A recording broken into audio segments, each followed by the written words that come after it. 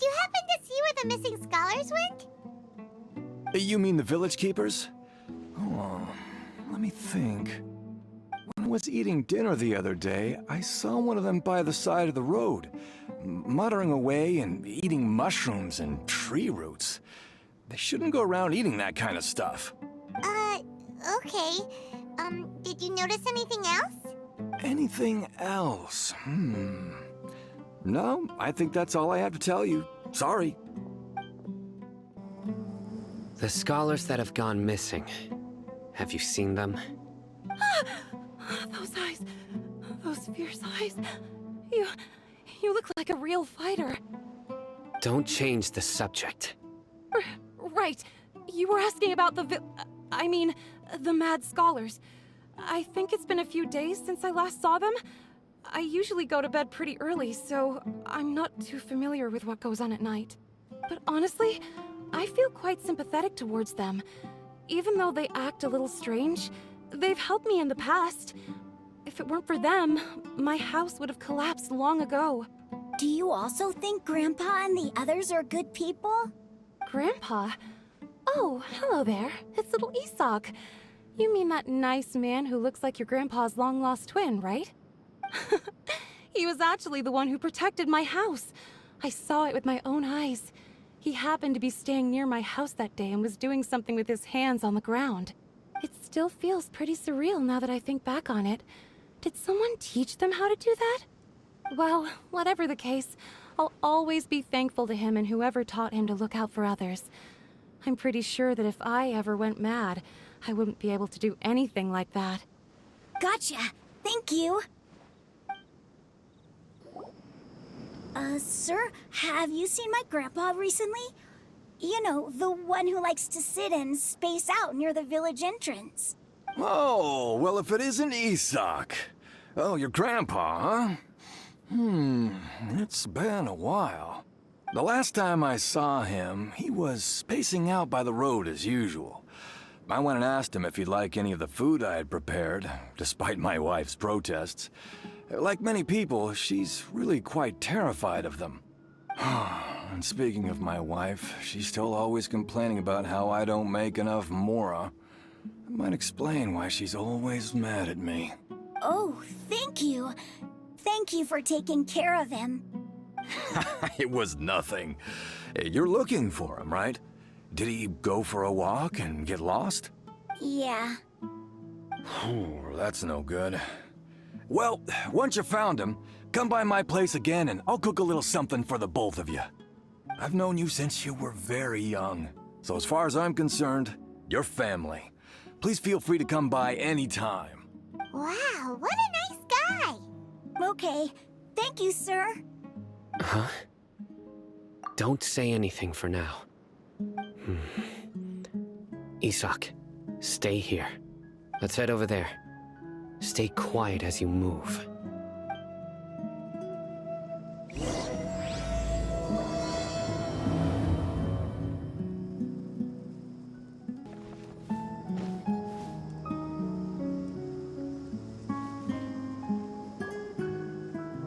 Listen, see if you can make out what they're saying.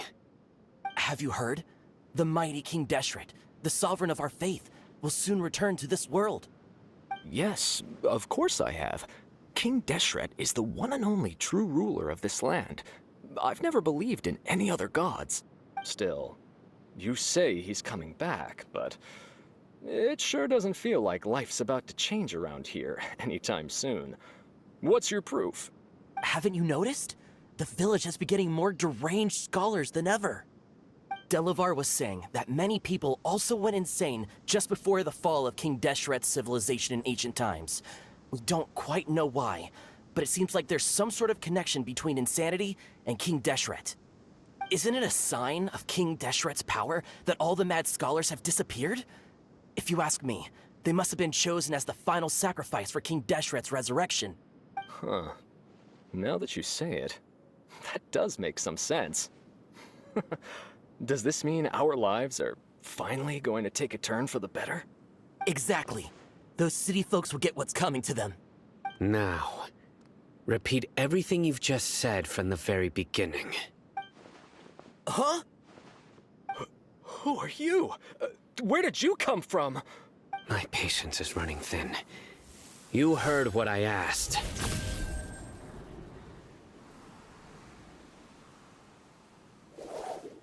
Yeah. Bro, this guy's something else. Just look at his eyes. One wrong move, and he's gonna flay us alive. Let's not get on his bad side, okay? I am no match for this guy. Oh, okay, good sir. What is it you would like to know? Tell me about King Deshret's resurrection. Well, I only know a few things from hearsay. I went for a drink the other day and heard others talking about a rumor that the madmen will disappear and that King Deshret will return to this land. I'm not making this up, I swear! Hey, go on. Keep talking. It's true. It's all true, sir. We desert folk have had more than enough of those people at the academia. They keep sending us all their mad scholars and won't let us have a good life. Would you want to live like this if you were in our place? The radicals were even more thrilled than me when they heard the news. We're all praying for King Deshret's speedy return. Delavar also said that once King Deshret returns to our side, it's only a matter of time before we conquer the land on the other side of the wall. They're all willing to serve under King Deshret and fight for a share of the glory. Is that so? Seems like he still wants to know more. Keep talking. Got it! At first, I told myself it was just the drink talking, but then all the mad scholars vanished without a trace, just as the rumors said. Please don't beat me up just for mentioning these rumors. If I'm guilty, then everyone else around here is also guilty. I'm just saying what the others said. The people here really like King Deshret, but dislike the Dendro Archon. Where is this radical person you talked about? I haven't run into him over the past few days, so he probably hasn't been around the village. What about you, man? Have you seen him at all? No, not at all. We wouldn't dare lie to you. He's really not here right now. Sounds like you're not too close with the radicals. No, of course not. All we know are their names. I have many ways to stop you from talking. And many others to stop you from sending warning messages. So you'd best just stay home and hope I don't hear of you trying to contact anybody. Don't do anything until I've gotten to the bottom of this. Try something foolish, and even Candace won't be able to protect you. Yes, got it. We'll do just as you say. That scared Paimon half to death. Sino is pretty terrifying. He didn't try to reassure us at all. It's like he's used to hearing that. Oh, Paimon bets lots of people have told him that before. I heard that. Sorry. It's part of being a Matra. The rumor we heard just now seems like a strong lead. But we need to check a few more places. Very well. Isak! I'm here. Where's your grandpa's house? Well, I can take you there. Just follow me.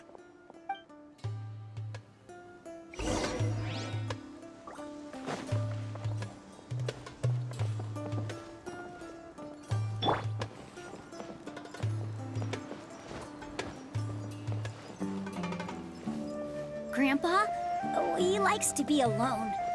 Sometimes he stares at the sky in a daze, and other times he just pokes at the ground with his fingers. Every now and then, he yells out at the top of his lungs, so a lot of people are really scared of him. But he's a good person, really. I know he is. I swear, he's just like my real grandpa.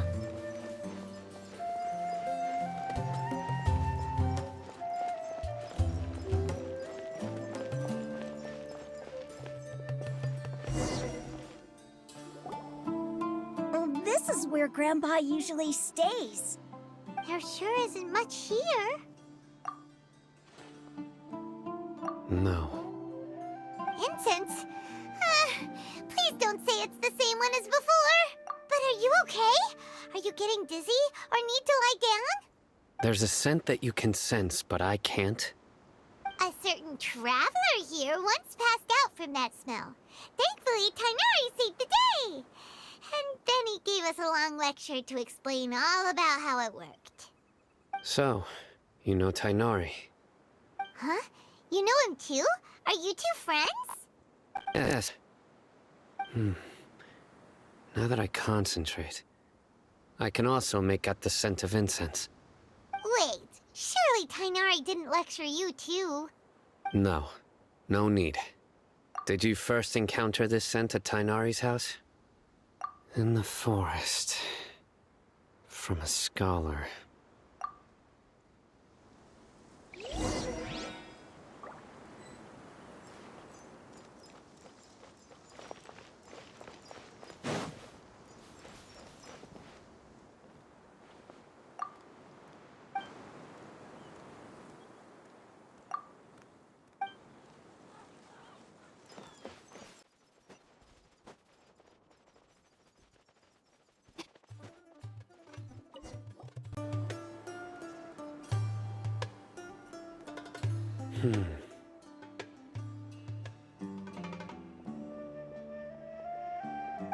What are you looking for, Sino?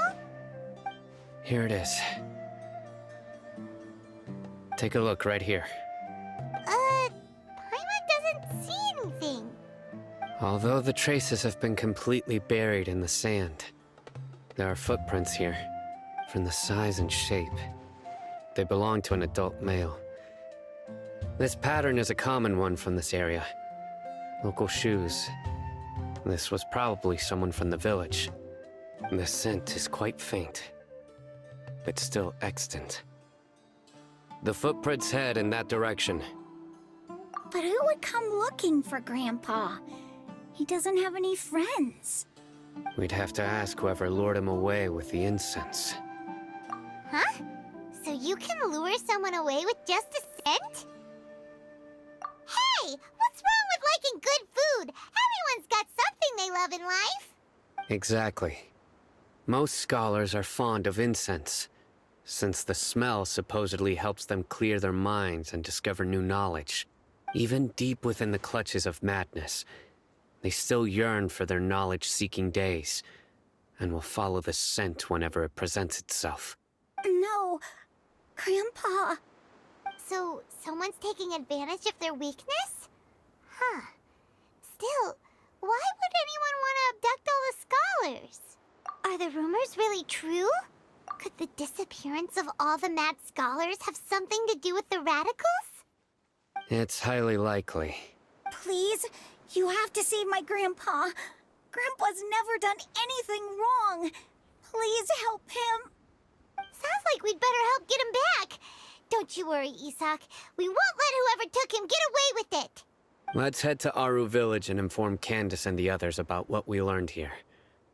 After that, we'll set off to find the scholars. Right. The darker fabric definitely looks a lot better. That'd be my choice, too. We're back, Candace! We've got a lot to tell you. Ah, welcome back.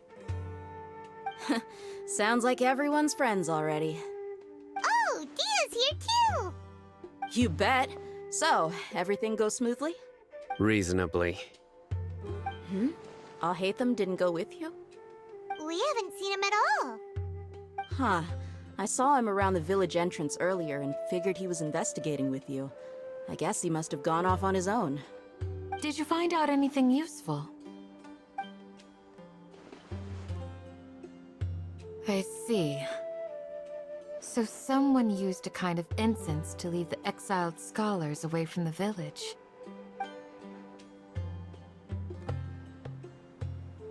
The resurrection of King Deshret? First I've heard of it.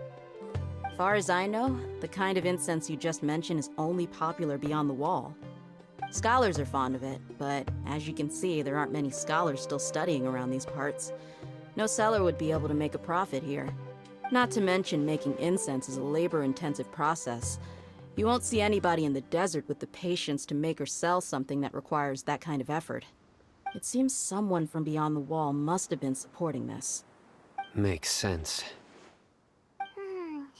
So what should we do then? Do we go back to the academia and search for leads there? If it was any other day, that would be your next logical step. But today, you've got me on your team, so you get an extra tip. Didn't you say that the villager got his news from the tavern? Well, I also like to drink at the tavern, so I know a thing or two about these radicals he mentioned. If Paimon remembers correctly, the leader of the radicals is some guy called Delavar. Ah, yeah. Delavar, the scar-riddled bandit, Engur, the wide-eyed butcher, and Jabari, the duck-tailed bearded crook. The whole lot of them are known around these parts. These guys have one thing in common, and that's being broke. The rougher life gets, the more they want to believe in King Deshret. Way they see it, King Deshret's resurrection is their only chance at overthrowing the academia. Throwing all of Sumeru into chaos is the only way to change the way of life here in the desert. Anyway, that's my guess why they've chosen to become radicals. Tia, you're amazing! You really know this place inside and out!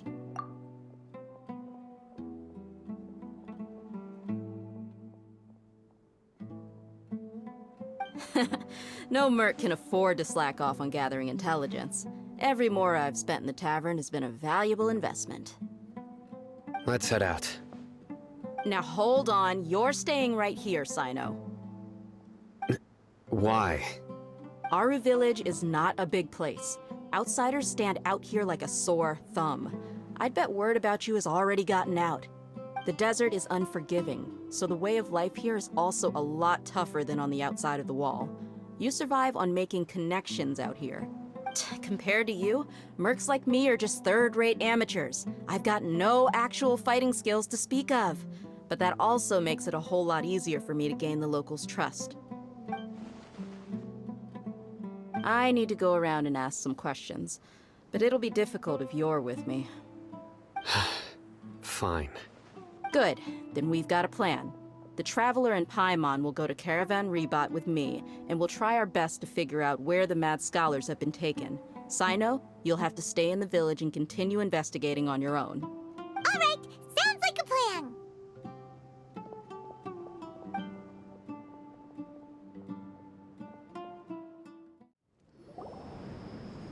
Well, here we are again! Sounds like you're starting to get familiar with the area. Paimon's amazed every time we see the wall of Samiel. How can a wall this tall even exist? It's almost unreal. I know what you mean. I had the same question every time I walked this way when I was a kid.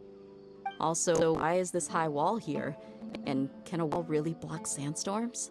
It was only after I grew up that I realized the wall of Samiel isn't just there to keep out the sandstorms.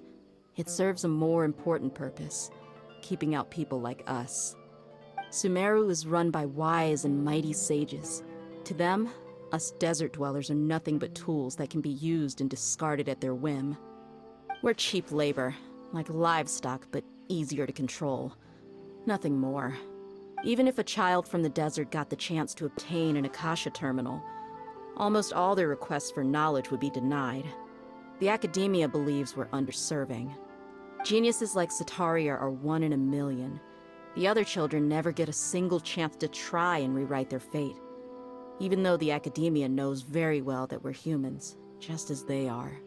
That's terrible. I would tear down this wall with my own hands if I could. Hey, Dia. You're not thinking about doing anything scary, are you? No, not at all. This place just gets me thinking, that's all. Besides, we're here to procure information, aren't we? Yep, we gotta catch those... Shh. Caravan Rebot is crawling with people, so be careful what you say. We don't want anyone to find out what we're here for. Our mission started the moment we arrived here. Let's go check out the tavern. Maybe we'll find someone I know.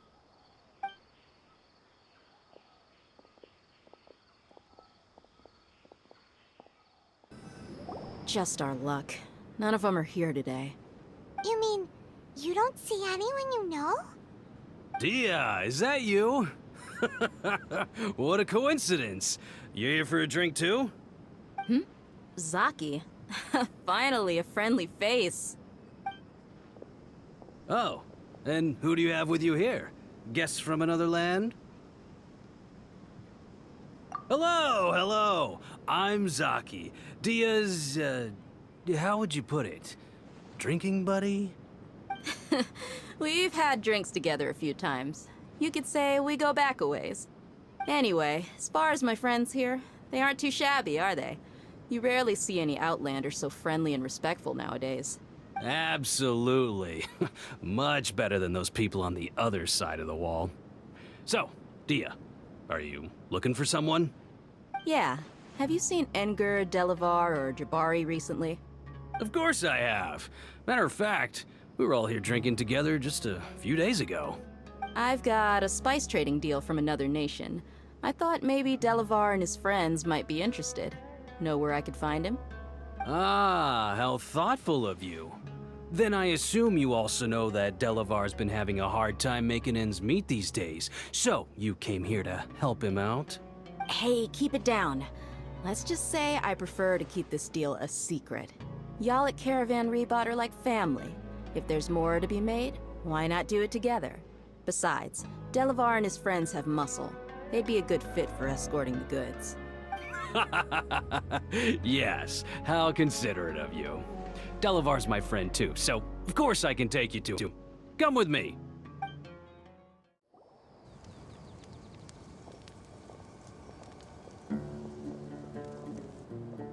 Are we there yet? Yep, this is the place. This place is practically deserted. What are they doing in a place like this?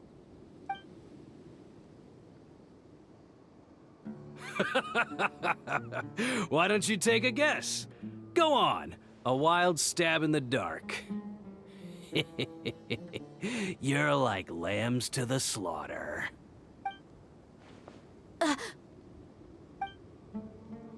no! It's an ambush! What's this all about, Zaki? Come on, Dia. You really think we didn't hear about what you said back in Aru village? The boys have kept a close eye on you from the moment you set foot there. Not only do I know that you're looking for Delavar, I also know that you've teamed up with people from the academia to look for the missing scholars. So, you've been watching us from the very beginning? Uh-oh. I knew leaving Sino behind was a mistake! And you left the strongest one in the village, didn't you? Who do you think you are? You really thought we'd fall for your little business deal nonsense? So you and Delavar have been partners all along. Dia, I guess it's only natural for a traveling mercenary like you to be out of the loop. Those of us who hang around the tavern have stronger bonds than you think. But you got one thing right. We're all looking forward to an uprising in Sumeru. There's nothing more we'd like to see than the desert folk overthrowing the academia. If that's the case, then I'm sure Delavar wouldn't miss a second of it. I'll be honest with you. If it weren't for what you said in the village, your little monologue about the Wall of Samiel would have convinced me that you're one of us. Delavar. And Engur. You're here too, huh? Long time no see, Miss Mercenary. You should have known the traitors are what us followers of King Deshret despise the most. Dia, I thought that you, a fellow desert dweller, would understand why King Deshret is greater than the Dendro Archon. Little did I know, you don't deserve to join us. Yeah, gee, what a missed opportunity. Adopting radical views and kidnapping innocent scholars, all because of some baseless rumors. Anything else I'm missing out on? See? There you have it. Mercenaries are just a bunch of faithless scum with only one thing on their minds. Mora. Pathetic. You're all like a pack of street rats. You're not wrong. Mercenaries are driven by Mora, and my faith lies with whoever's paying me. As long as there's a profit to be made, anyone can become my friend. Enough talking! Get him! Just as I expected. Let's teach him a lesson, traveler. Impossible! How could you? So, what do you think about your meticulous network now, Zaki? How did you say it? It's only natural for a traveling mercenary like me to be out of the loop. I'm guessing your informant told you that I'm just an incompetent merc with no real fighting skills, correct? I mean, that is what I said after all. And of course you would believe everything he reported. The only thing you know about me is that I'm a mercenary, but you've never seen me in action. Even though you heard we went to handle monsters together, you believed that Candace was the only one doing all the real fighting. That so-called Flame Mane is just a fraud. She admitted it herself. She just uses her connections to gain the trust of others. That's what you thought, right? Ugh. You lied in the village because you figured that we'd have people watching you. And you were stupid enough to fall for it. I figured as much the first time we drank together. You all thought you were so smart. Pathetic. Okay, that should be all of them. Whoa! So you've been planning this since we were in Aru Village? No task can be done without preparation. I just happened to notice a couple suspicious-looking people while you were out investigating. Oh, but instead of catching them right away, you let them report back. Those two who were snooping around were just a couple small fries. If we want to get the real catch, we have to be patient and give it some time. Oh, you mean the funny name she mentioned back in Uncle Ampu's house? The wide-eyed butcher, scar-riddled bandit, Paimon can't remember them all. That's just a bunch of drunk talk. Edgar and Delavar like to talk themselves up when they're drinking. Edgar, the wide-eyed butcher, and Delavar, the scar-riddled bandit, are the nicknames they came up with for themselves. Alcohol has a way of making people share what they really think. So Edgar and Delavar are always rambling in the tavern about how King Deshret is a superior deity. What about Zaki? He's just a numbskull who fell right into our trap. Zaki was probably the best hidden of them all. My initial plan was to find Delavar first, and then try to track him down. That's what you wanted to ask when we were at Uncle Anpu's house, right? Jabari is one of the villagers you talked to. You know, the one who wanted to treat Isak and his grandpa to some food. Wait, so he's a radical too? No, he isn't. I just needed to tack on a random villager name to make the eavesdropper think that I was making some wild guesses based on my impressions. Wow, what a genius idea! Well, that's an expert mercenary for ya. Ah, you're too kind. It was straight from the usual playbook, if I'm honest. So, that thing you were saying before, is it really true? About what? About how mercenaries only care about Mora, and that anyone's a friend as long as there's a profit. Does that bother you? What makes you so sure? Dia, do you dislike the Dendro Archon like the other desert folk? You two are pretty sharp. No, I don't have anything against the Dendro Archon. I've heard a lot of nice things about the Lesser Lord from Dunyarzad. I can understand her devotion and gratitude. Dunyarzad's just an ordinary person. There's no way a god would be so involved in the lives of everyday people, unless they were truly compassionate. I've begun to realize that the sages are behind everything that's happened recently. The radicals' blind belief in King Deshret, making the Dendro Archon out to be an enemy. It's all the academia's trickery. But I see through it all. And unlike them, I can never be hostile towards anyone who's never done anything wrong. Dia. Anyway, looks like we're done with business here. Traveler, lend me a hand. Let's tie him up and bring him to the village.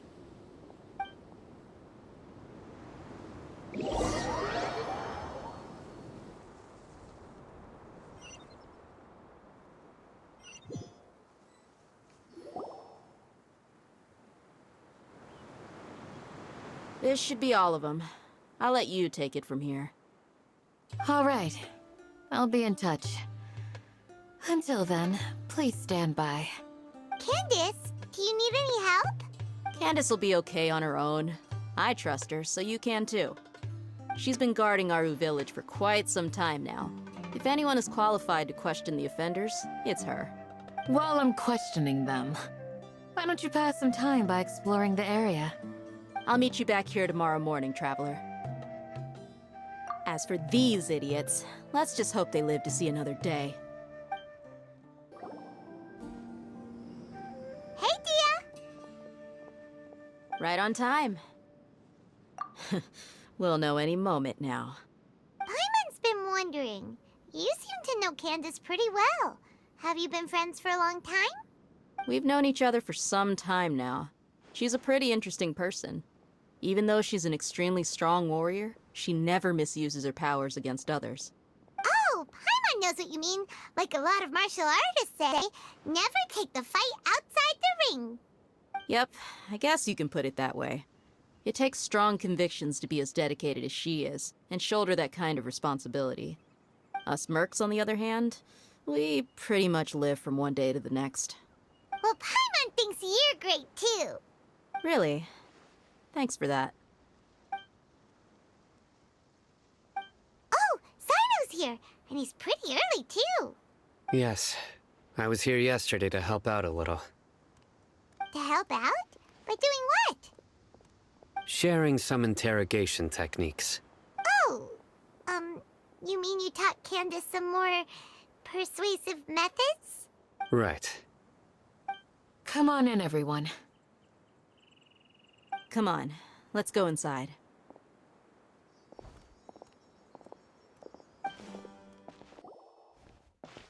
Candace, where...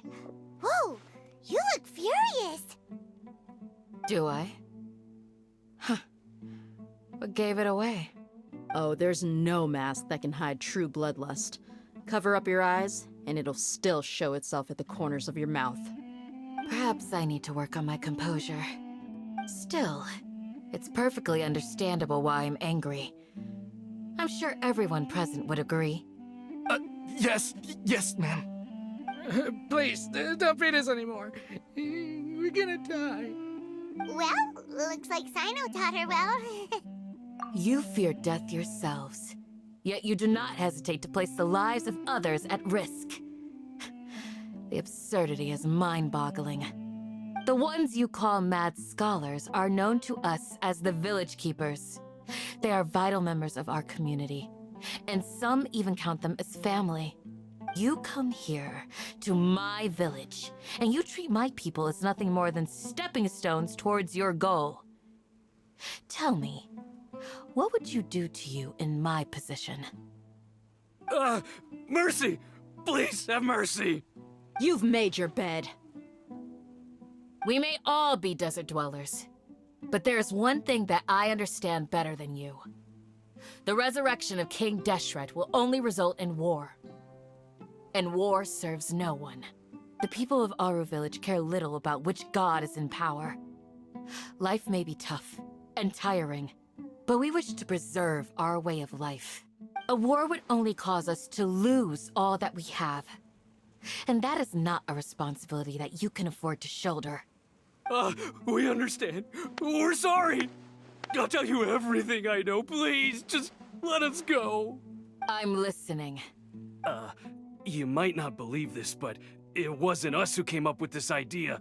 Someone was spreading rumors in the tavern. That's how we ended up hearing about King Deshret's resurrection. Some mystery man told us that mad scholars will make the perfect sacrifice to usher in King Deshret's resurrection. They give their lives, and we can get anything we wish for. They're called Village Keepers. Slip up again, and you'll regret it. Yes, sorry. It was all that mystery man's doing. He told us to spread the word about King Deshret's resurrection, and talked us into helping him. In return, he said he'll help facilitate the resurrection process. I'm not sure. That's one. Huh? One what? Strike. You get a total of 3. Then, you die by my hand. Wait, I'm telling the truth. We don't know anything. It was all him. 2. He got us to lure them out of their houses in the night with some kind of incense. We take them to a junction outside the village. Then the mystery guy takes them from there. You gotta believe me, please. I'm telling the truth, I swear. Just ask them if you don't believe me. That was indeed the truth. Traveler, go on.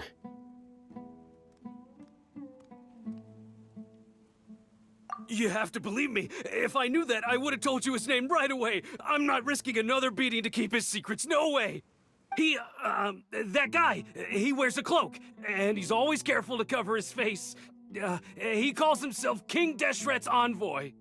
I believe I may know what's going on. Uncle Anpu? What do you mean?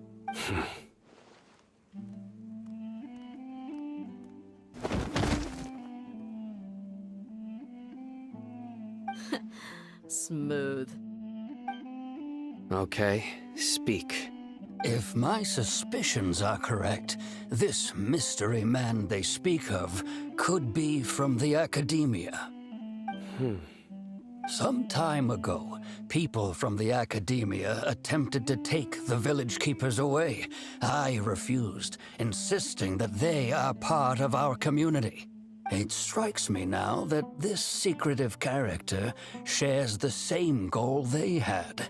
Which means it's highly likely that the Academia was purposely spreading a false rumor to trick the radicals into delivering the village keepers right into their hands.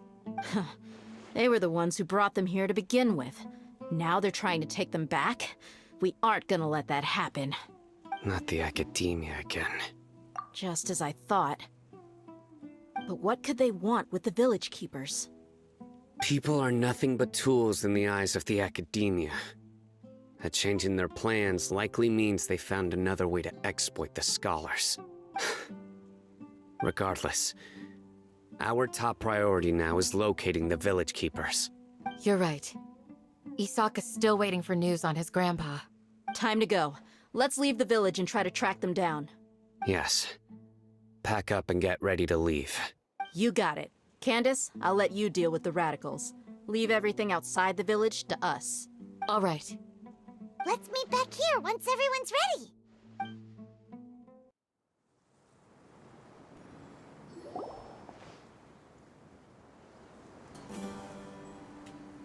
Let's get some food in us and then we'll... Whoa! Where did you come from? Well, as you can see, I am merely sitting here and reviewing what we have deduced thus far. You were gone for ages, and now you're suddenly sitting here musing to yourself? Where have you been anyway? Hey, what's with the silence? You never think things through before asking questions. I'm giving you some time to make up for that.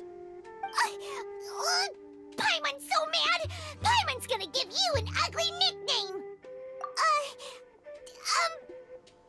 Never mind. Paimon's got nothing.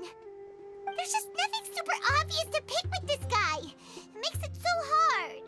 Well, you've heard nothing to suggest I left this whole time. So clearly, I stayed in the village to investigate. Anyway, you plan to leave Aru village and keep searching for the truth of this matter, yes? Yep. We're not gonna find out anything more by staying here, so we thought that we might as well take the search elsewhere. Enough with the silent treatment! No. I'm just surprised that you decided to team up with him. Al-Haytham, you haven't helped us out at all ever since we arrived at Aru village. Bold of you to question our choices. Yeah, you're all talk! While you were investigating, I had my own work to do, which I've now finished. Really? Paimon doesn't believe you. To be honest, we aren't really a team, so I have no obligation to inform you of my whereabouts. Not to mention that going separate ways allowed me to find some important information that you all had missed. Huh? Right here in the village? Correct. What did you learn? I'm going to take you to someone. But before that, you need to understand where she's coming from. What does that mean? How do you think the residents of Aru Village feel about what we're doing? In other words, do you truly believe every single word the villagers tell us? You mean some of them lied to us? Hiding the truth does not necessarily equate to lying. Again, these people have their reasons. Remember what Candace said? Most people in Aru Village don't necessarily care which deity is in charge of Sumeru. That's because whether King Deshret or the Dendro Archon has power is of little significance to them. By contrast, the perils of their daily lives are ever-present concerns. They won't simply share everything they know with you without good reason. That's why you believed there was no further information to be found in this village. Glad you're following along. Among those you have talked to, there's someone who was consciously keeping you out of the loop. In fact, she's been observing your every move since you arrived. The reason being, to someone who only wants to live their life in peace, any external factors introduce unpredictability into the equation. Those eyes. Those fierce eyes. You look like a real fighter. Don't change the subject. It's quite obvious that she's intimidated by Sino's authority and strength. Right. You were asking about the mad scholars. She corrected herself mid-sentence because she's aware that there are King Deshret fanatics in the village. If she sounds too friendly towards the village keepers, she could easily make herself the radicals' next target. I think it's been a few days since I last saw them. I usually go to bed pretty early, so I'm not too familiar with what goes on at night. Remember? She made a point of denying her involvement in anything that occurs at night. But honestly, I feel quite sympathetic towards them. Even though they act a little strange, they've helped me in the past. If it weren't for them, my house would have collapsed long ago. After speaking to the village chief, it became clear that the village keepers had protected Aru Village at night. In other words, the young miss was very much awake during that time. Then why would she lie? By getting involved with an outsider, she risks drawing unwanted attention to herself. As for why she might be so wary about all this, maybe you should ask her. I'll pass on this one. You said that she is afraid of me. If so, it's best if I stay out of this. We're on it! Miss Shawnee, as we discussed earlier, I've brought someone with me. Mr. Alhaitham, I'm aware of where you stand, but how can I make sure that your friends think the same as you? Huh? What do you mean? We need to clarify our stance or something? Go ahead and talk to her. You'll get the answers you want. Go on. Earn her trust. Is it really that simple? May I call you Traveler? Hi, Traveler. I want to ask you something. Do you think the resurrection of King Deshret can truly change Sumeru for the better? Why's that? That's very similar to what Miss Candace says. I know you two are friends. That's why I'm willing to talk to you, even though I do have some reservations. Before, I wouldn't even have the courage to ask something like this. Traveler, do you believe our lives will get better? Yeah! We came here from another nation, so it isn't wrong of you to be weary. And we aren't really residents of any one nation. But even so, we've met lots of people from different places, and we've always fought for what we believed in. We have friends in Sumeru, and we want to help them. That's why we decided to stay here for a while.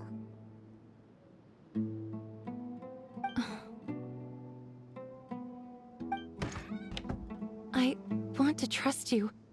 My apologies for posing my questions like that. To be honest, I didn't expect you to come back for more information. Alhaitham told us you have your reasons. It's okay. We understand. The fact is that only one side of my family is desert folk. I don't really fit in anywhere in Sumeru. Some believe in the Dendro Archon, while others believe in King Deshret. I don't belong to either side, and neither side would want me. Speaking of which, the radicals mentioned that they despise traitors. Do they just think that anyone who's different from them is a traitor? Yeah. Some people can be so narrow-minded when it comes to bloodline and beliefs. It makes no difference what I say or how I behave. I'll always be suspected of having ulterior motives. Slowly, I just stopped talking to people. I pretended not to hear or see anything. All I want is to live my life in peace. And then it happened. The village keepers who had helped me disappeared with no explanation, and I didn't dare breathe a word about it to anyone. Until now. You can tell them. I'm sure she'll keep your secret. All right. I'll tell you what I told Al-Haytham. I actually have a sharper sense of hearing than most. Sometimes, I hear strange crying sounds in the night. There are ghosts? Perhaps. I'm not sure. It's faint, but it's definitely the sound of crying. It comes from far away in the distance, and always carries very raw emotion. It used to be louder and more frequent, but ever since you arrived in the village, it doesn't seem to happen as often, and when it does, it's much quieter. I have to focus really hard to make it out. I confirmed this with the guards on night duty. They also have someone with a good ear, and he's heard similar sounds at night. But, because we're in the middle of a desert, he would rather believe that they are the cries of beasts than ghosts. There's really nothing around these parts, except for an old hospital not far from the village. I think they used to use it for treating Elazar, but it's been abandoned for years. Yeah, let's go! Whew. They were easier to deal with than Paimon had expected. Super strong bandits? Or monsters taller than buildings dropping out of the sky? Or, something like that. He looks super serious. We gotta stay on our A game too. This is the one.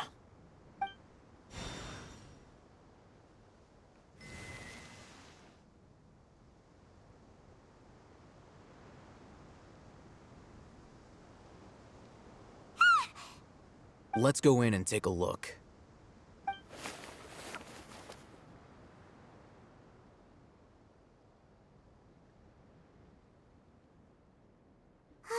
Hey, Haytham, we haven't found squat. Are you sure we aren't wasting our time here? Patience. Shawnee says she only hears the crying at night. We have time to burn. Until then, I'm taking a break. And just like that, he sits down. Wait, he even brought a book to read? What are you reading? Let Paimon see! Okay, sure. Huh? The natural position, which is the positional propensity of an entity in natural motion in contrast with an object in forced motion? Huh? When free from external influences, every entity displays the tendency to follow its natural trajectory? So, you got that? Oh, Paimon gives up. You keep reading your book. See ya! How is he so relaxed? Look at him, reading an impossible book in a creepy place like this. Hey! Paimon's your Tibet travel guide. Paimon knows plenty of useful stuff already. And anyway, is that Paimon's fault that the books people read in Sumeru are so complicated?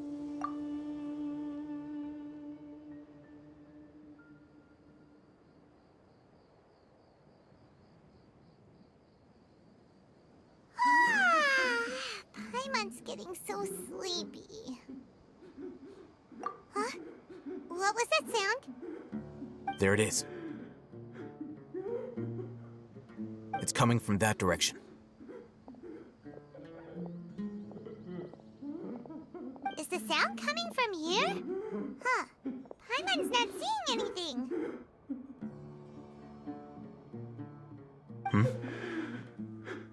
It's from below. But there's no way we can get down there. Something is off about the interior here.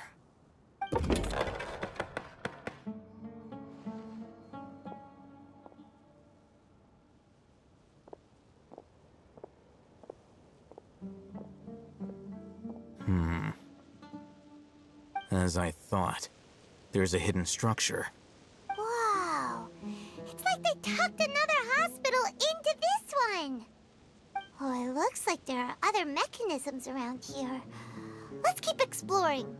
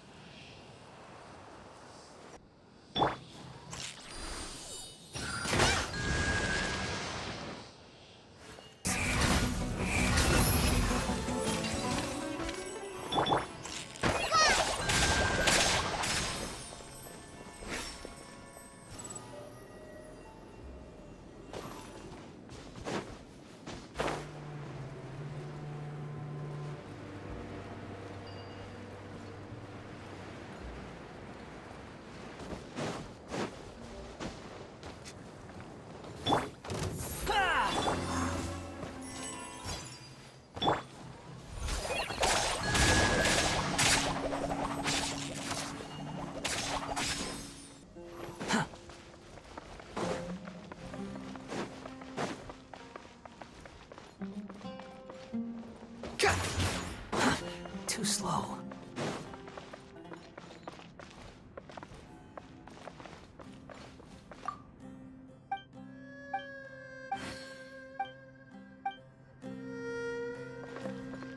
Quit following me. Look, there's someone over there. Good idea. Let's approach him slowly without alarming him.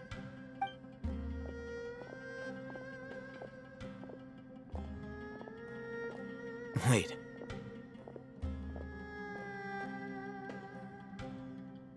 You're...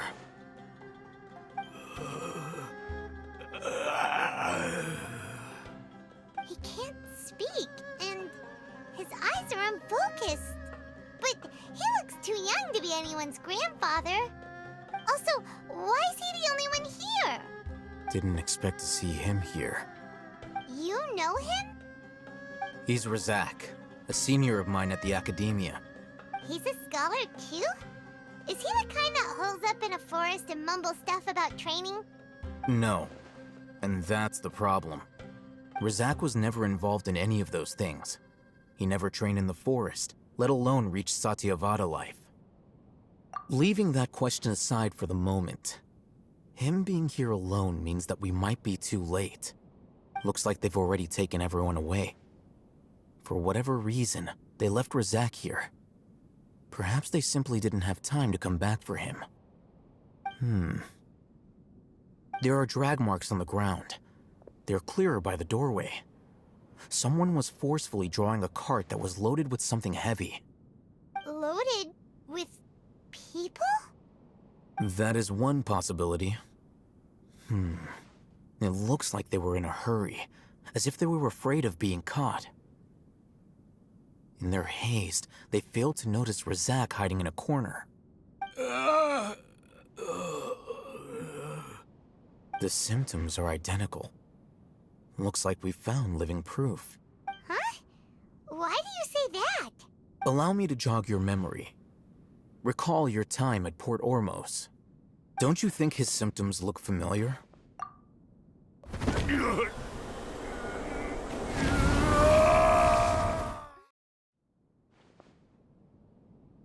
Oh, now that you mention it, they're acting the same way.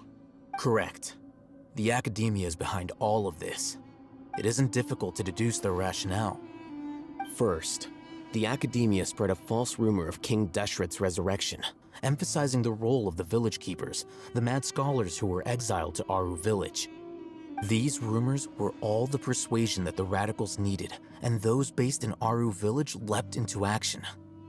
Unbeknownst to them, of course, through rounding up the scholars, they were actually helping the Academia. As well as being able to exploit the radicals for their own ends, this scheme has one further advantage to the Academia. All the risks and responsibilities are offloaded onto King Deshret's followers. Life for the desert dwellers has been brutal ever since King Deshret's death all those years ago. Beneath the surface, feelings of desperation are widespread. Many would give everything they have for the prospect of something better. Anyone looking to exploit that for their own ends simply needs to make a few empty promises. Even if complications arise, people will see that those involved are all followers of King Deshret and look for no further explanation than differences of belief. A deep-seated mistrust of the desert and everyone in it by the rest of Sumeru will make sure of that. The notion of an academia plot wouldn't even cross their minds. It may seem like a simple strategy, but it is able to work wonders under Sumeru's current circumstances. Oh, that makes a lot of sense. It's in line with the village chief's theory, too. But there's still one very important question. Wasn't it the Academia that brought the scholars to Aru village in the first place? Why does it want them back now? Throughout this process, one thing has changed. The scholars' identity. First, they were scholars. Then, they became lunatics. After that, they were exiles. And finally, they become missing persons. An exile is still patently a living, breathing human being. But when someone becomes a missing person, that is brought into question. If you can't find someone, you have no way of knowing what exactly happened to them. That makes missing people an ideal resource. Resource? For what exactly? One possibility is that the information in their brains could be extracted into knowledge capsules. Extracted? You mean canned knowledge comes from people's brains? With the technology of the Sumeru Academia, it's entirely possible. Perhaps the process caused them great suffering, which is why they cry out in the dead of night when no one is watching them. So, the human brain... Nope, nah, Paimon doesn't want to think about this. I'm the Academia scribe, after all. I'm familiar with their projects. Anyway, judging by Razak's state, the contents of a divine knowledge capsule were extracted from his mind, but something went wrong in the process. Or perhaps, his curiosity got the better of him, and he used such a capsule for himself. Paimon's a little confused. Can they just use anyone's brain?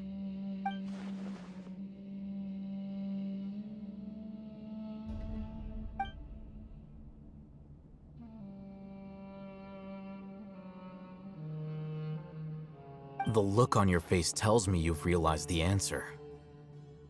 That's right. To some scholars, gaining knowledge about the gods is their entire life's pursuit. Extracting canned knowledge is just one of the extreme measures they turn to. However, I can't help but wonder, what do they seek to gain from divine knowledge? The Academia is going out of their way to look for forbidden knowledge, but what is their ultimate goal? I've spent quite some time trying to analyze the contents of the divine knowledge capsule, but to no avail. It seems like my way of thinking is too different from theirs. You mean you're not even slightly interested in getting your hands on this forbidden stuff? All scholars seek to expand the horizons of knowledge, but I'm not particularly interested in gods, so I don't share their degree of zealotry. Extracting information from people as if they were lifeless objects? If this is the direction of academic progress, then the academia may as well shut its doors. Sounds like you're really against all this. Of course. The academia's actions run contrary to their rules. Whether it be academics or knowledge, everything has its boundaries. If those lines are crossed, the rules and order that govern everything in the world will be destroyed. This matter needs to be corrected, just like fixing a typo in a book. Wait, didn't you step in to help because you felt sympathy for those poor people? Not to be callous, but no. My criteria are a little more restrictive than that. There is no shortage of suffering in Sumeru, and the same can be said for the rest of Teyvat as well. What do you plan to do about that? Save every last person? Probably not. Paimon's not sure. You can say that. Simply put, I don't blindly place my faith into strength or heroism. I do what I want. The Divine Knowledge Capsule is something I want to investigate in full. That doesn't mean I'm willing to take action for the sake of a few strangers.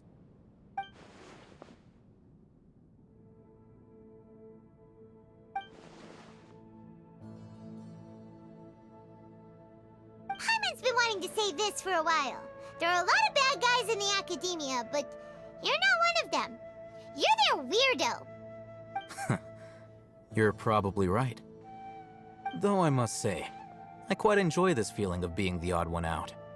Uniqueness is also an asset, is it not? Wow, that's a great way to think about it. Paimon's really impressed. If only Miss Shani had a similar mindset, her life would definitely be a lot easier. I'm just a more likable person than her in general. There's nothing more to it than that. He won't last long if we leave him here. Let's take him with us. We'll work out our next step after we return to Aru Village. We're back! You must be tired. You should rest and take some water. What's the situation? Who's this? Unfortunately, somebody who's too young to take on the role of Isak's grandfather.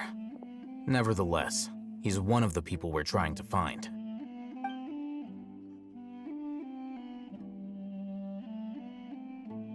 So, at one point in time, the abandoned Elazar Hospital served as the Academia's site for extracting divine cant knowledge. Yep, pretty much. Their plan must have been implemented at some point before we arrived at Aru Village, since divine cant knowledge has been in circulation for a while now. Yet, they fled once we were headed to the village, almost as if they knew we were on their trail. Why is that? Yeah, why is that? We may have a mole in our midst. One of us could be secretly revealing our whereabouts to the Academia. Huh? Are our friendships that shallow? Looks like none of you have realized wherein lies the issue. Sino, you're the reason why they can predict our movements. Wait, what's that supposed to mean? Choose your next words very carefully. It is simply a logical inference. I have my reasons.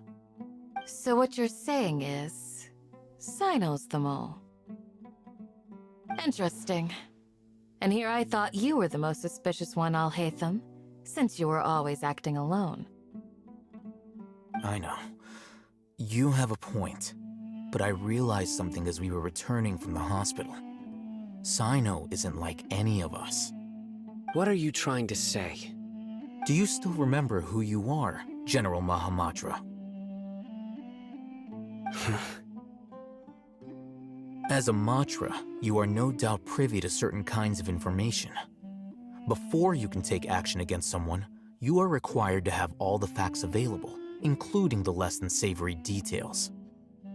Simply put, The academia has traditionally allowed you access to a wealth of sensitive information.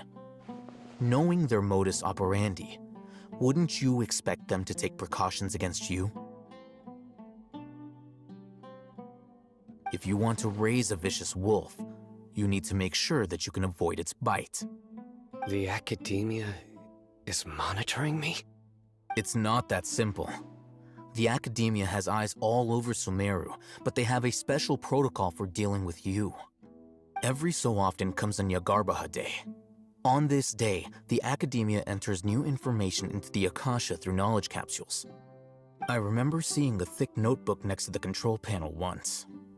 Its contents were all about the General Mahamatra, his activities throughout the day, preferred methods of enacting judgment, everything. You're saying that the academia entered my information into the Akasha too? But what's the point in doing that? My actions aren't important enough to be added into the Akasha. The Akasha is capable of computation. The Akasha's algorithms are entirely capable of predicting your movements using the data entered. When you would depart, the route you would follow, your destination. It knew all of this. It predicted my every move. The academia has been watching you longer than you think. However, the fact that you resigned is proof that their suspicions were well-founded. So that's how it is. Sino adheres to his principles so strongly that he's actually a thorn in their side. Tenacity of will and steadfast faith are worthless to the academia. They need scholars who are easily pliable and mindlessly go after anything they can profit from. Sino, don't take it to heart. This just proves how much of a trustworthy ally you are. They escaped because of me. Don't blame yourself. It's not like any of us would have known. I have an idea. If they predicted my movements, then I might be able to guess where they went. Whoa, you bounced back fast. There is always an opportunity for safety after danger passes. Oh, so that's how it is! Paimon gets it now! If the academia is trying to avoid Sino, then the safest place would be... Yep, that's right! They'll want to proceed in the direction opposite of where I'm going.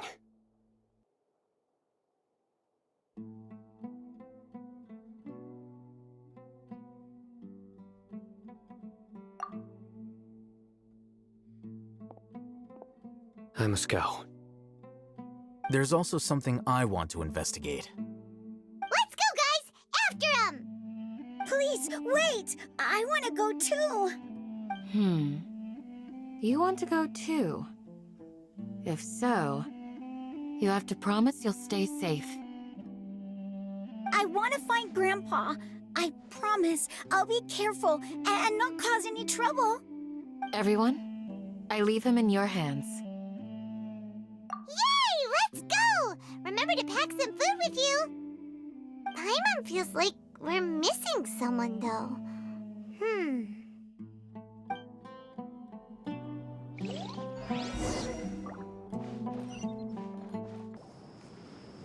So, where do we go from here? Yes. After leaving the village, we should head straight toward the desert.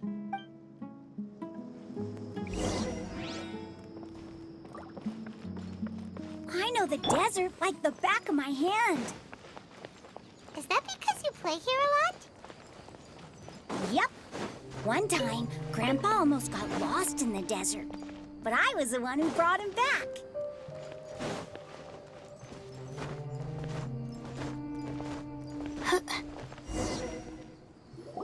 There's something here. What's this? It's buried in the sand. Looks like we'll need to roll up our sleeves and do some work. And Paimon thought running around everywhere was already enough work. Okay. So, we have to dig it out? Whatever's down there looks like it's buried really deep. These are likely fragments of an academia-developed device, something akin to a headset. Looks like there were more than one village keeper. They must have been escorted this way because there are device fragments scattered around here. Let's split up and search the area.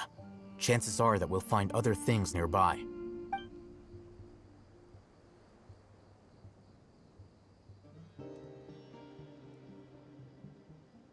Is this what we're searching for? It looks kinda scary. This is definitely a device used to extract divine knowledge. How did it end up buried in the sand? That can't have been part of the plan. They must have been attacked along the way. Wait, what? Grandpa, I hope you're okay. Don't worry, your grandpa's gonna be fine. Razak didn't display any signs of starvation or dehydration, which means that they left fairly recently. We should be able to catch up. One more thing. Given that the device had been entirely covered by sand, I believe the attack must have happened prior to the sandstorm. Let's keep going. They can't have gone far.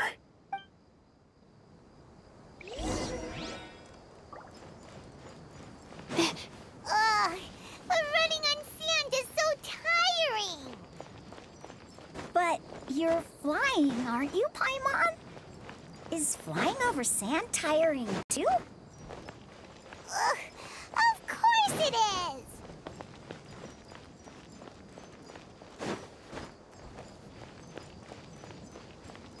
Voices, over there. It sounds like an argument. Whoa, you have really good ears. Don't get any closer. They'll notice us. Dia's talking with the Eremites? Very interesting. Let's listen in. If you had informed me sooner, there'd be plenty of room for us to... You're one of us. We would never lie. Scholars. You don't know as much as I do. I knew it. That's our Dia. Dia? Why would you... Dia! Hey, what are you doing? Huh? Didn't you say you'd help me find Grandpa? Why are you on their side? Well, look who's here. Ain't that something? This complicates things. You've betrayed Aru village? So, this is the great General Mahamatra. Dear, you'd be better off as my assistant than hanging around with this motley crew. Seen for yourself, I have the means and methods, and my ideals are far more admirable than theirs. I'm not the type that's easily swayed, Raman. You of all people should know that. Wait, what's going on, Dia? Whose side are you on here? Shut it, Paimon. It doesn't matter. Whichever side you pick, nothing can deter us from the grand mission of resurrecting King Deshret. Once our Lord of Old returns to this land, we will have a new beginning. Face the facts, Raman. It's not gonna happen. You should understand that more than anyone. Have all your years as a merc taught you nothing about placing hopes in a ruler? I'm a desert dweller and a proud follower of King Deshret. Whether I live by the edge of the sword or in peaceful comfort, my soul will always carry this conviction. It's not too late yet. The village mad scholars aren't gonna bring King Deshret back to life. You don't understand, my dear lady. Pursuing our faith is our purpose in life. Even if the chance of success is 1 in a million, we must be willing to give everything we have. Even if it'll expose you to the academia? Even if they end up disbanding the Eremites? Your Eremites, which you've worked so hard for all these years? Yes. We've waited a long time for this day to come. The sun and the moon no longer shine here. All you see now is cracks in this desiccated land. But fate has finally dealt me a hand to play against the Academia. With these scholars in our custody, we'll stomp the Academia's forces and fight our way beyond the wall of Samiel. Ridiculous. Think about it. The Academia controls the entirety of Sumeru. Your powers are negligible in comparison. If you still don't believe me, then try asking these two men. They're also against the Academia, but neither of them are as arrogant as you are. They look more like pawns of the Academia to me. Why would I listen to anything the people of Greater Lord Rukkhadevada have to say? Filthy traitors. Your god abandoned all honor and betrayed King Deshret. We desert dwellers will never trust the likes of you. It's impossible to communicate with someone so hostile. Perhaps we should. Do you really believe that by kidnapping the scholars, you'll be able to negotiate with the Academia? These people have no value as bargaining chips, but I could be persuaded to take their place as your next hostage. These scholars were exiled from the Academia. I, on the other hand, am their current scribe, and will be a much greater asset to you. Wait, you can't be serious. So, you want to trade places with the hostages, do you? Precisely. Any wise person would gladly accept my offer. What are you thinking? What if they decide to kill you instead? Well, that would be bad luck for me. However, I'd get the chance to observe the scholars, perhaps even find out the truth.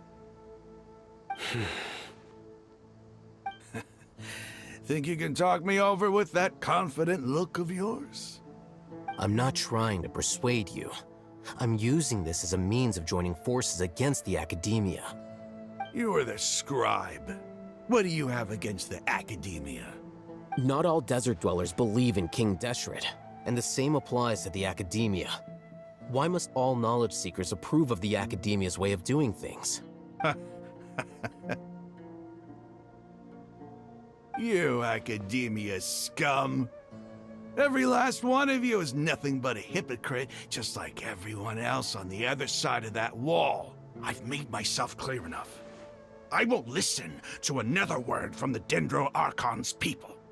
Not so fast. I'll hate them. Do you stand by everything you just said? I never make empty promises. You know you're making a dangerous decision, right? I do. Good. Rahman, hear me out. These people are my friends. Maybe you can't take the followers of the Dendro Archon at their word, but what about me? Do you trust me? We've known each other for years. Of course I do. In that case, I'm willing to vouch for their honesty with my right arm. Come on, Rahman, don't be a coward. If you're serious about taking on the Academia, you need to steel yourself. You can't be afraid. An arm from the Flame Mane. You've piqued my interest. But what if you refuse to oblige? What should I do then? No one's a fool here, Dia. We're mercs. And mercs don't tend to live long unless they have their wits about them. You're not wrong, but this is different. I promised my friends that we'd bring back the village keepers together. Let's do it right here, then. Give me your right arm as proof of your resolve. Don't listen to him! He's not even trying to negotiate! He just wants to make things more difficult! That's fine. Are you crazy? We came here to save lives. One arm for that many people is still a pretty good deal, if you ask me. Rahman, I'm holding up my end of the deal here. You'd better not let me down. Sure. Go ahead and cut off her right arm. No! Dia! What are you gonna do? Think of something! You don't have to go this far. That's not for you to decide. Do it! Dia!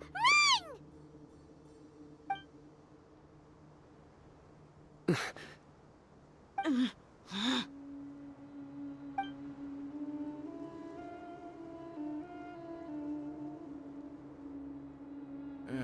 Stop!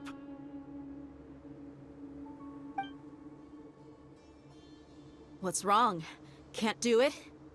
Flame Mane, you and I are both desert folk.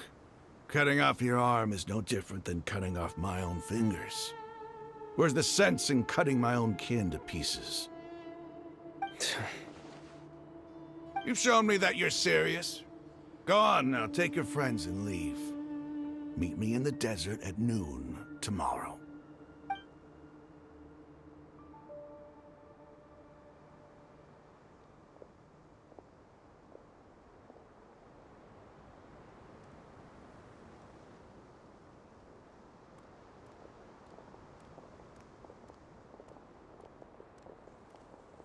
Phew. I was really counting on him not going through with it. Dia! That was crazy! Have you all lost your minds? What if he'd actually cut your arm off? Then I just have to hold my claymore with my left arm. Okay, I'm sorry. But sometimes when you're out on a limb, you gotta double down to seal the deal, you know? Don't ever make a promise like that again. I can deal with the likes of them. If it came down to it, you would not lose to them either. I don't doubt it, Sino. But this is about more than me and them. There's a lot more where they came from. Even if we got rid of one bunch of radicals, there are others out there. Wiping them out would do more harm than good. As you wish. I'm sorry, Dia. I should have stayed put and listened. I should have trusted you. It's okay. I promised you I'd help find your grandpa, so I'll do whatever it takes. Whatever it takes? You just might be scholar material. Huh? Are you serious? The Eremites once said that I was a lunatic. Perhaps a little madness is essential to be successful in research. Why does it feel like he's using his praise for me as an excuse to brag about himself? Okay, let's get moving. We should head back to the village and rest up. Today was just a trial run. Noon tomorrow is gonna be the hard part.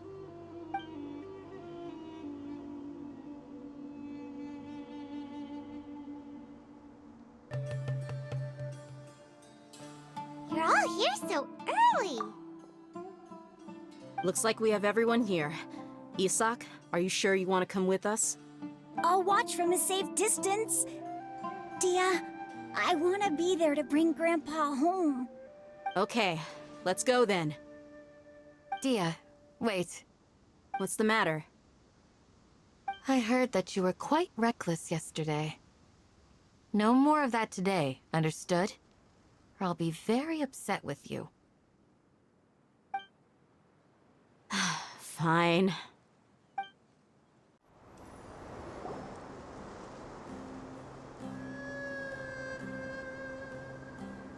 Huh.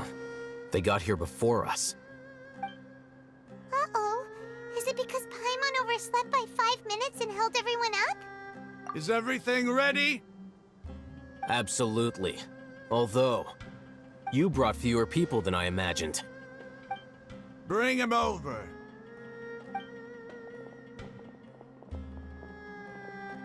Grandpa! Why is there only one of them? Rahman, I've always thought of you as a man of his word. What's this about? It's a one-for-one exchange. Sounds fair, don't you think? And let me put it this way. Agreeing to any kind of deal with the Dendro Archon's people is already a huge compromise on my part. Don't you think you've asked enough?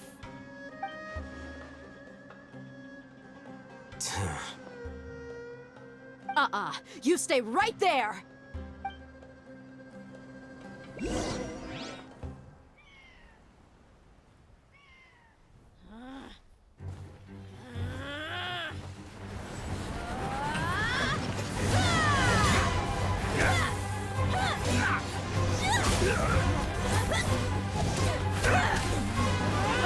Playmate! What do you think you're doing? Grandpa! Don't you see this blade here? You coward! Why are your hands shaking? Wait a second! It's a earthquake!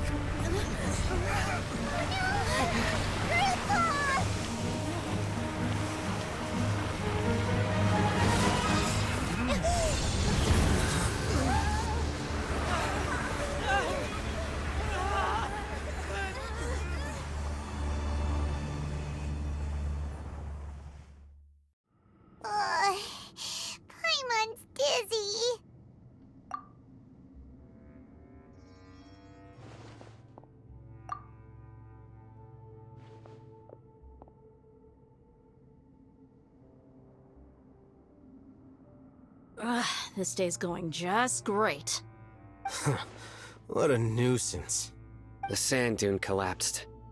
I saw an energy field. The village keeper protected us. It glowed green with dendro. Just like you said, it may well have been the remains of Lesser Lord Kusanali's power inside the scholar's body. The Dendro Archon. The present one. Grandpa? Grandpa? Oh no, he's getting confused again. Hey, look around you. Did there used to be a temple here?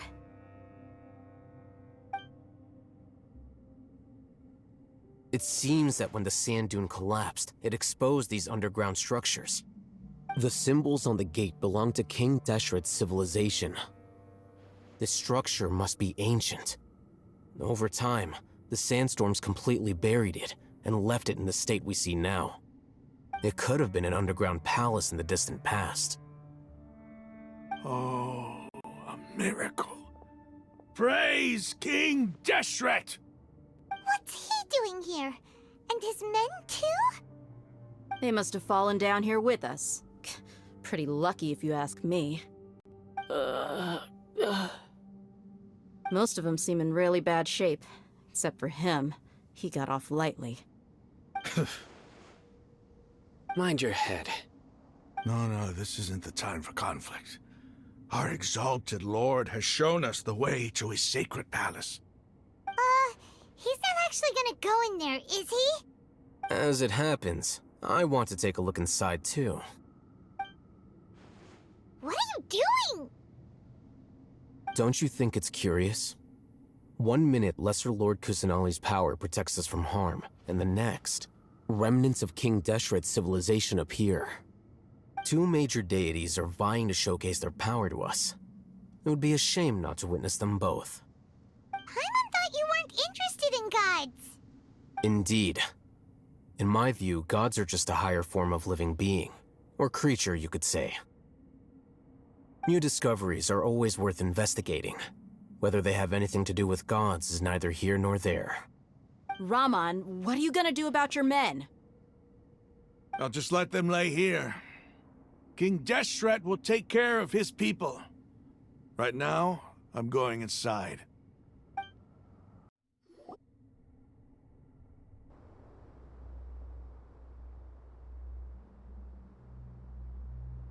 It's full of life here. This defies comprehension. It looked completely desolate from the outside. Yet, it flows with energy inside. Yeah, and there's so many plants. It's so pretty. Sir Rahman. Huh? Me? Do you see another Rahman here? Are you mocking me? What do you mean, sir? Interpret it however you want, but there's something I'd like to draw your attention to. While this structure is clearly left over from King Deshret's civilization, the energy that flows in here is that of the Dendro Archon. Whatever you say. It's not like I have a vision. There's nothing to be angry about. Think of this as an academic journey. It does seem kinda strange. If that's true, then we might have to explore this whole area to find an explanation.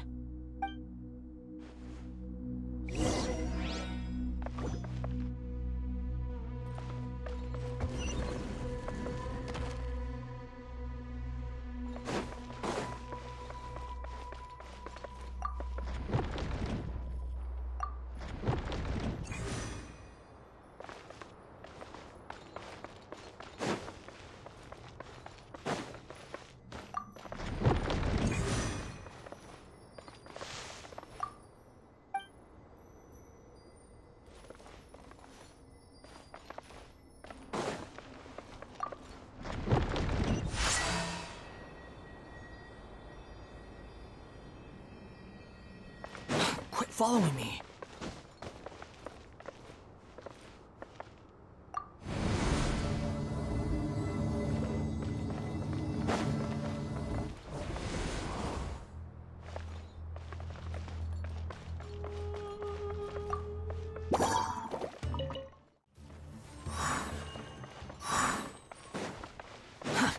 Too slow. Quit following me. Too slow.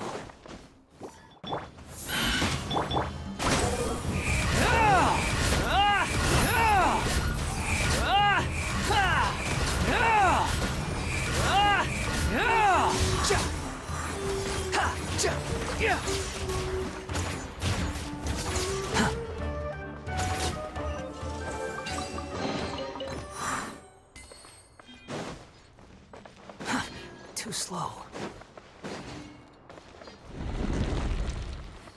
Quit following me.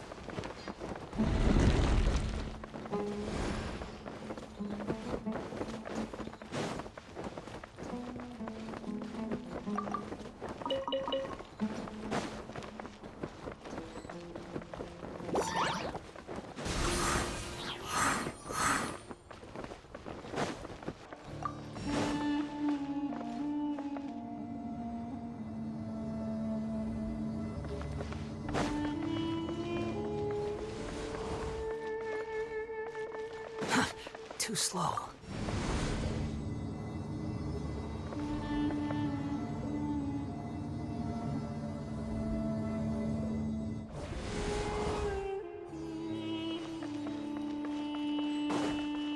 Quit following me.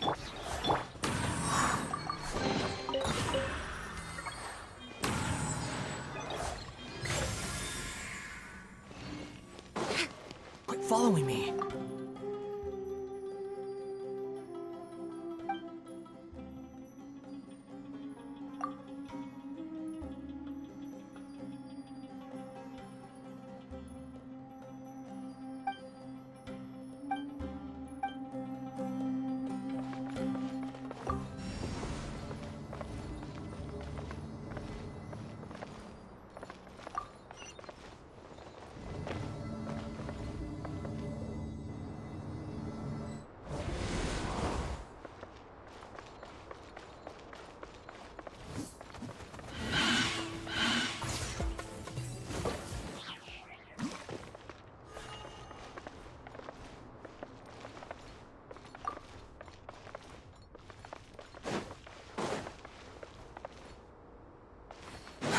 Too slow.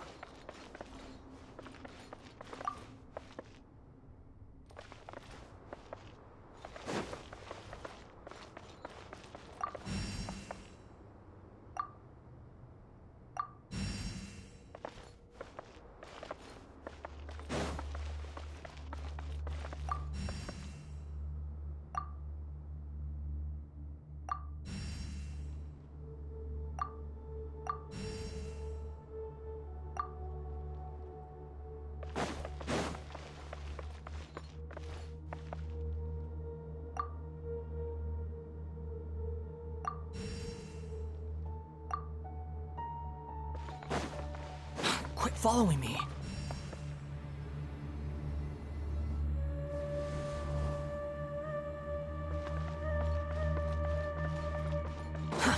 Too slow. Squall and Fury!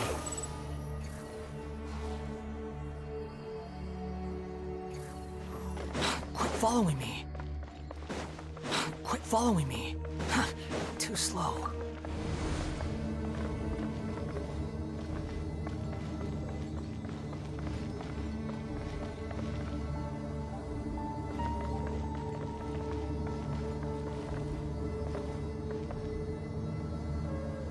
Now that's a sight to see. King Deshret's splendor surrounds us. There's so much vegetation here. It's different than what I expected. Sure are a lot of plants for a desert. That's what I call divine providence of King Deshret.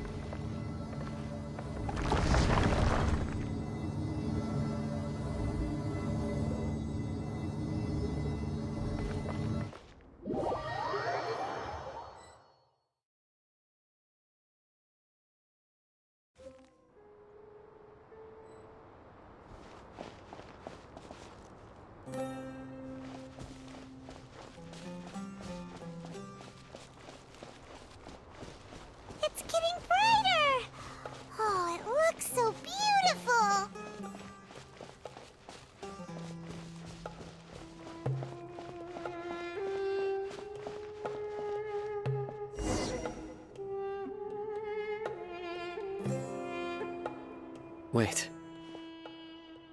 What's that?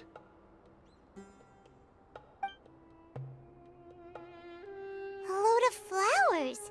And it looks like there's something among them. These are King Deshret runes. They left something behind. Yes.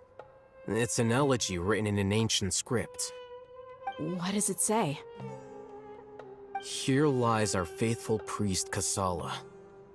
His wisdom is a miracle among the people, deserving of high praise and admiration. You can read ancient King Deshret script? Of course. Every student needs to master at least 20 languages before they graduate. He's not serious, right?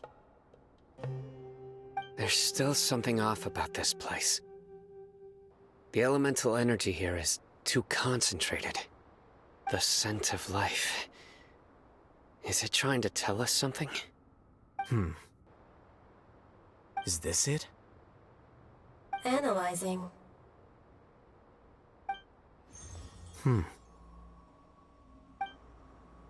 There seems to be a hidden message among these skeletal remains. Excellent. There's a device from King Deshret's civilization in this gravesite. I'll transmit the information over and project it for everyone to see. Isn't sharing knowledge against the Academia's rules? Yes. However, under the circumstances, I'd prefer you to see this for yourself. You'll understand after watching it.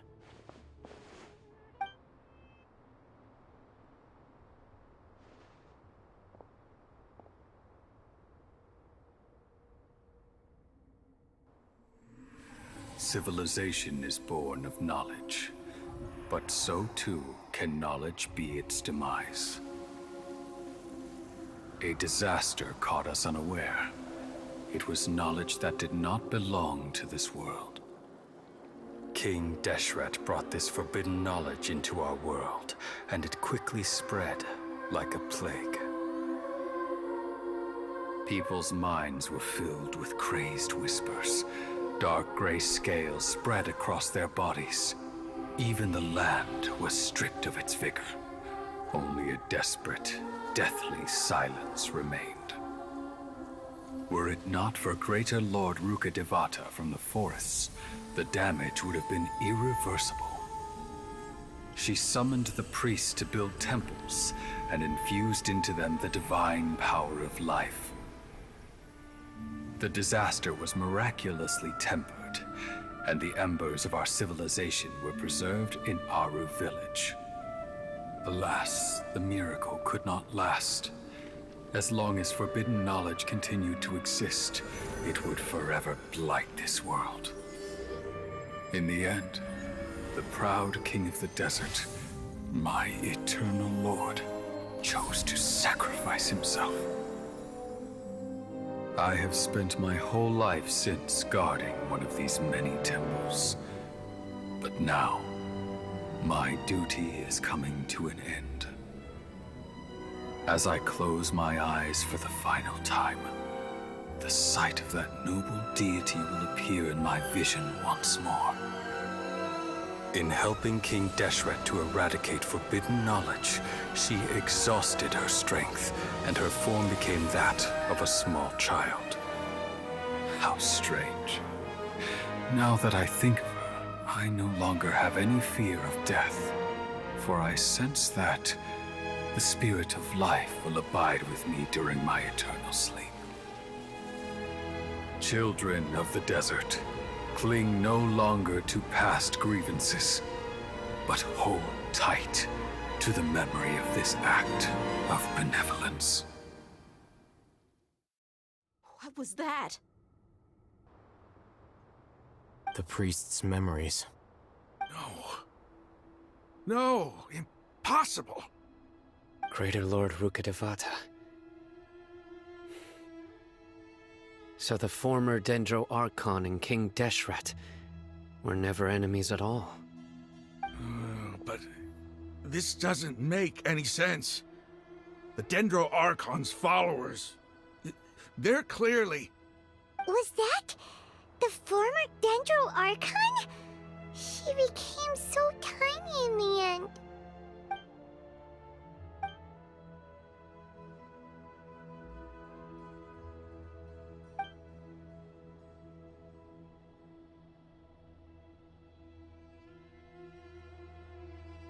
You might be distrustful of the Akasha, but there's no reason for you to doubt King Deshret's technology.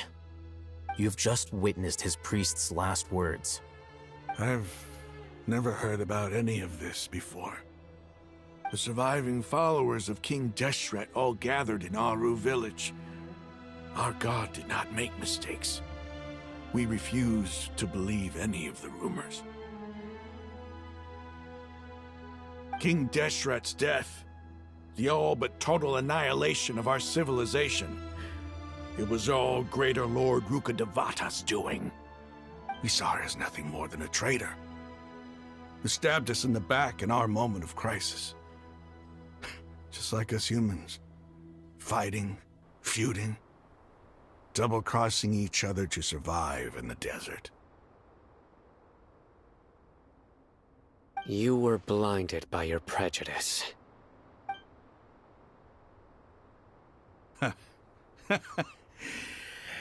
If I hadn't seen this for myself, if I hadn't witnessed his last words with my own eyes, ears, and heart,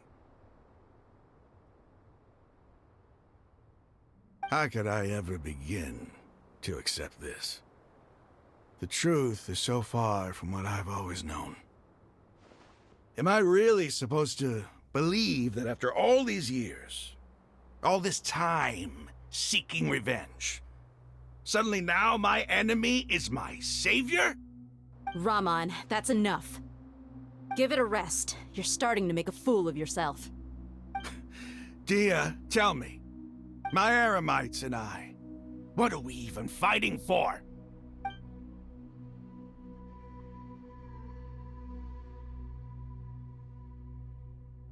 Hey, how you doing? I'll live. Thanks. I should probably go. Can't just stay here forever. What's your next move gonna be? Oh, I know what you're going to ask. I feel deeply ashamed of everything I've done. You'll get everything you're asking for. But please, give me some time. After everything that's happened here today, somehow I need to explain it to the others. It's not gonna be easy. Well, I guess that's for me to deal with. Dia, this is where our camp's located. Make a note of it. When would be a good time for us to go? Tomorrow, I'll convince everyone that we're all on the same side. And I'll return every last one of your your village keepers. We'll share our other resources with you too. You seem to finally understand that our true enemy is the sages. Yes. The gods never gave up on anyone. It's the people responsible for all this that need to face the consequences of their actions. That must have been rough, but he seems to have figured things out now. Ramon's no fool. Being the leader of your own faction in the desert is no easy feat. It's too bad he was held back by his belief in King Deshret. But now that that's changed, I guess we have a few more people on our side. The outcome, at least, is favorable. We should get going too. Let's head back, have a proper meal, and a nice, long sleep. We'll need all our energy tomorrow.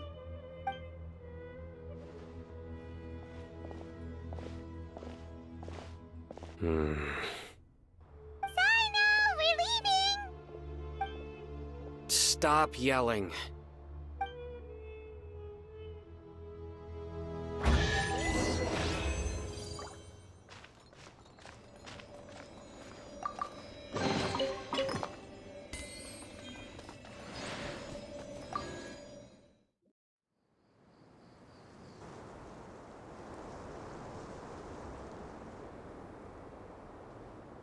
Raman, We're here.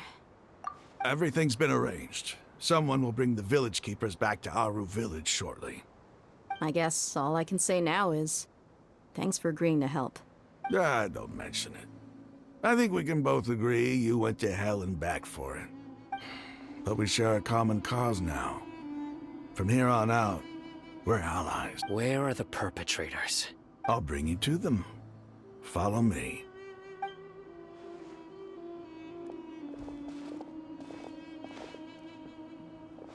So these are the people who kidnapped the village keepers.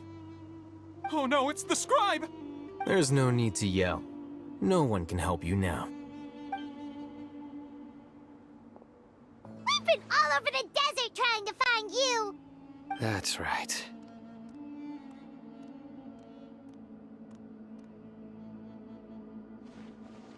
General Mahamatra? No, no! Make it quick, please! Swift and painless! Whoa. The moment they set eyes on Sino, they turn pale like they've seen a ghost! You should have known that I would be coming for you. Wait, we were just following orders. You know what I'm talking about, right? There's no way we could have done all this by ourselves. No, not Sino. He's gonna tear us limb from limb. I could do worse. Please have mercy. Start talking. Otherwise, I'll have to resort to other methods. So, your superiors have kept you quite busy recently. Why? What are they trying to accomplish? They, wanted to extract canned knowledge. Don't play dumb. You know what I'm really asking. They extract divine canned knowledge. Then what? I really don't know how to explain it. Well, you better start talking or you'll be sorry! You don't want to make things any more difficult for yourself, do ya? Be my guest.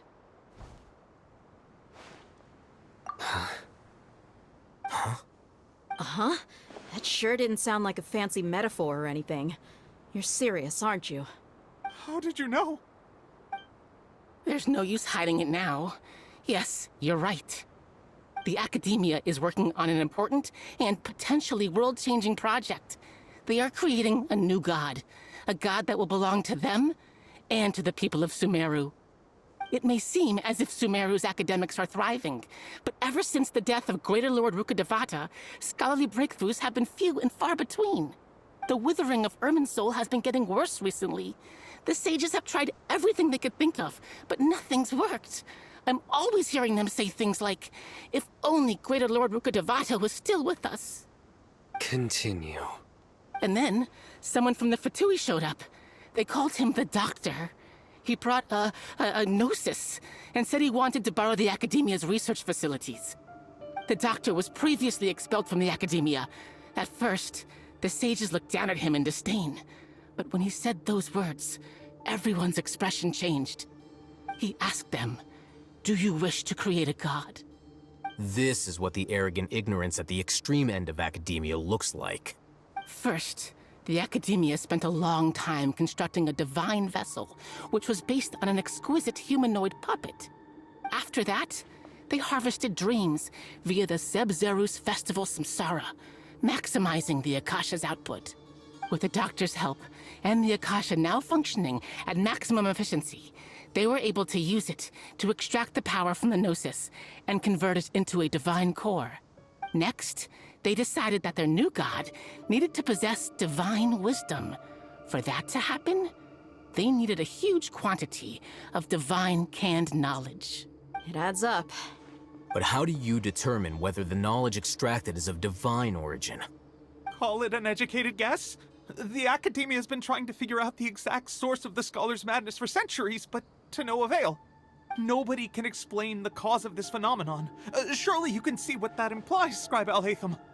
If it's knowledge no mortal can comprehend, then it must be something only gods are able to decipher. In other words, it's the source of the God of Wisdom's omniscience and omnipotence. You must have noticed by now. The Academia doesn't care about who their god is. It's the ability to exercise control over knowledge and wisdom that matters. It is as if they are cursed with a desire for omniscience and omnipotence that burns in their blood. Some organisms demonstrate phototaxis, and thus orient their entire lives in respect to sources of light. For the sages, their only source of hope is the existence of a deity who embodies the acme of wisdom. This is but a form of phototaxis. For many scholars, the absence of a god of wisdom means stumbling in the darkness for the duration of their lives. Then what does Lesser Lord Kusanali mean to you? Is she not a true god present in this world? If you already have a new god, why try to create another one? From the beginning, the Academia has never treated her as a god. When the Academia first discovered Lesser Lord Kusanali, the newborn god of wisdom, the sages hoped that she would be as wise as Greater Lord Rukkhadevata.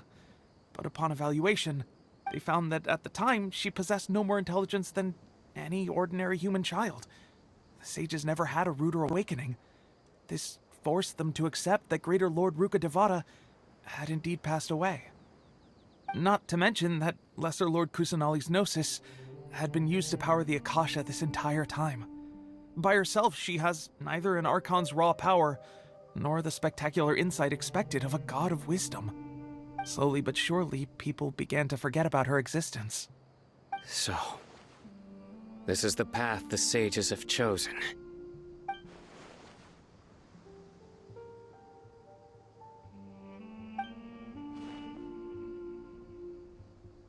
All right, let's try to keep our cool. If everyone's in a bad mood, then let's change up our scenery. Raman, give me a few men to help us escort the village keepers back to the village. And these two scholars, they're coming too. Sure, as you wish.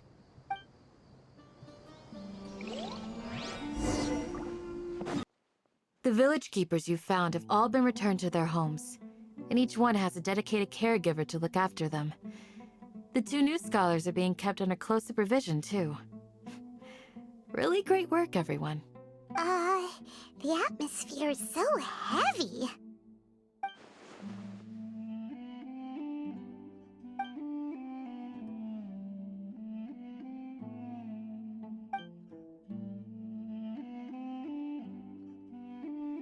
Hey! Say something! Stop spacing out! Come on, is there nothing left to talk about? In that case, let's all get some water and try to think about something else. Or I can go fetch some snacks. Oh! Paimon's so coming with you! Do you have any plans, Traveler? Gods above, you're not talking about work, are you? So you were still withholding some information?